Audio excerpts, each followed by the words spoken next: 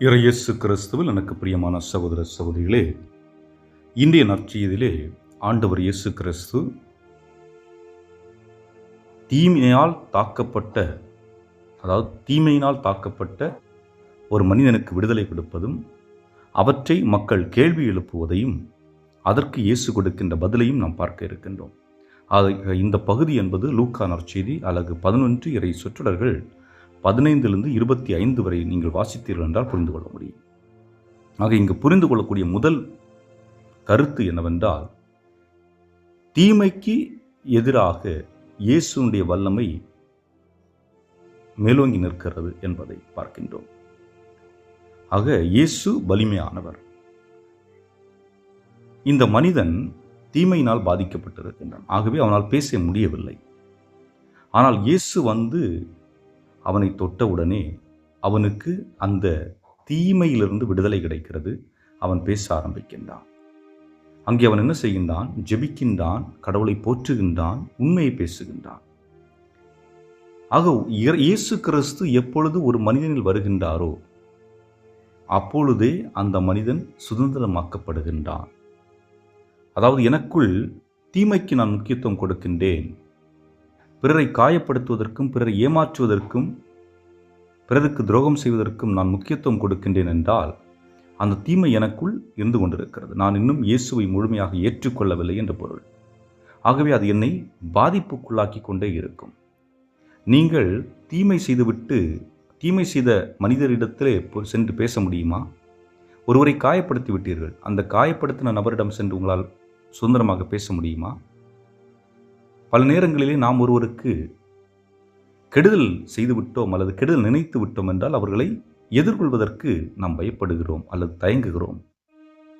ஆனால் இயேசு எனக்குள் வருகின்ற பொழுது நான் அந்த எண்ணங்களிலிருந்தும் அந்த செயல்களிலிருந்தும் அப்புறப்படுத்தப்பட்டு நான் அந்த நபர்களிடம் நேராக சென்று அவர்கள் பேசுவதற்கும், சிரித்து பேசுவதற்கும், அவர்களை ஏற்றுக்கொள்வதற்கும் மனப்பக்குவம் எனக்கு உருவாகிறது. ஆகவேதான் இயேசு என்னை சுதந்திரமாக பயணிக்க அனுமதி கொடுக்கின்றார். எப்படி அந்த வாய்ப்பேச முடியாத மனிதன் சாத்தானை, அதாவது தீமையை அகற்றினாரோ, அதுபோன்று எனக்குள் இருக்கின்ற அந்த தீயவற்றை இயேசு அகற்றுகின்ற பொழுது நானும் விடுதலை அடைகின்றேன், நானும் அமைதி அடைகின்றேன், நானும் இயேசு எனக்குள் இருப்பதனால் வலிமையான ஒரு மனிதனாக மாறுகின்றேன் என்பதுதான்.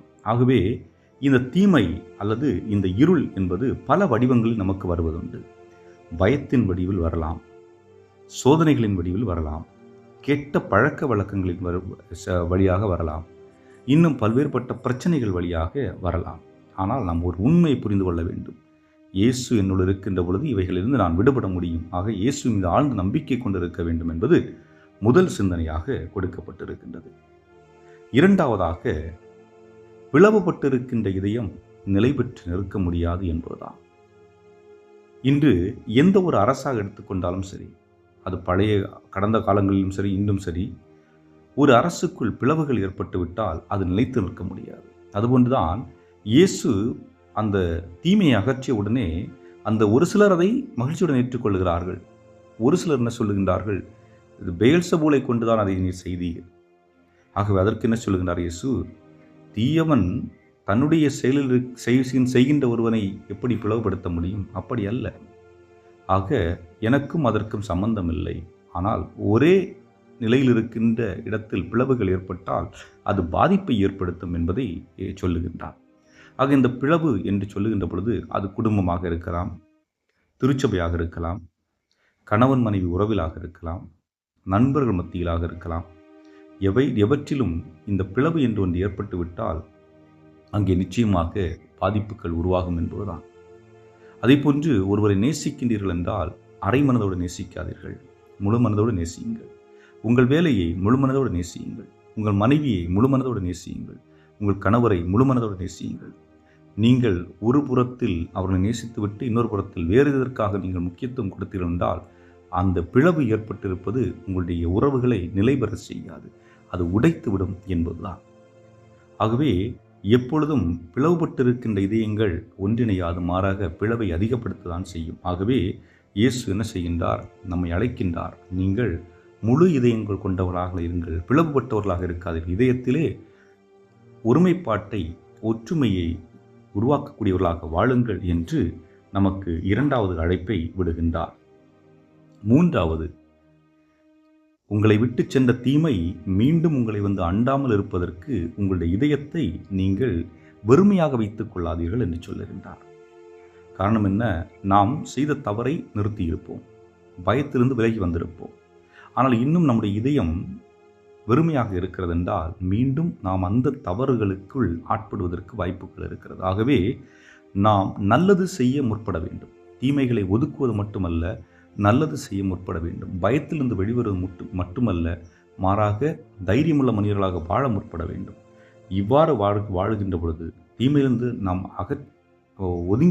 ஒதுங்கிய பின்பு அல்லது தீமையிலிருந்து நாம் அப்புறப்படுத்தப்பட்ட பின்பு நாம் ஜெபத்திற்கும் அன்பிற்கும் விசுவாசத்திற்கும் முக்கியத்துவம் கொடுக்கக்கூடியவர்களாக இருக்கின்ற பொழுது தீமையை விட வலிமை மிக்கவர்களாக நாம் மாறிக்கொண்டிருக்கின்றோம். இதைத்தான் ஆண்டவர் இயேசு கிறிஸ்து இன்று நமக்கு இந்த நற்செய்தியின் மூலம் வெளிப்படுத்துகின்றார். ஆகவே இயேசு தீமையை விட வலிமையானவர். ஆகவே அவர் மீது நம்பிக்கை கொள்வோம். உங்களுடைய இதயத்தை பிளவுபடுத்த விடாதீர்கள். காரணம், அது முழுவதுமாக இறைவனுக்குரியது. இறையரசு உங்களை நிலை பெறட்டும். என்றும் வாழும் இல்லாமல்ல இறைவா, இதோ இந்த நாளை எங்களுக்கு கொடுத்து நாங்கள் உங்களுடைய பிள்ளைகளாக, உங்களுடைய இதயத்திற்கு நெருக்கமுள்ளவர்களாக, முழு இதயத்தோடு உம்மை நேசிக்கக்கூடியவர்களாக, பயமின்றி, தீய பழக்கங்களின்றி, தீய எண்ணங்களின்றி வாழ்வதற்கு எங்களுக்கு அழைப்பு விடுத்திருக்கின்றேன். அவற்றை நாங்கள் உள்வாங்கி அவற்றை நாங்கள் திறம்பட வாழக்கூடிய ஆற்றலையும் அருளையும் எங்களுக்கு அளித்தருள எங்கள் ஆண்டவராகிய கிறிஸ்து வழியாகவே மன்றாடுகின்றோம். ஆமென்.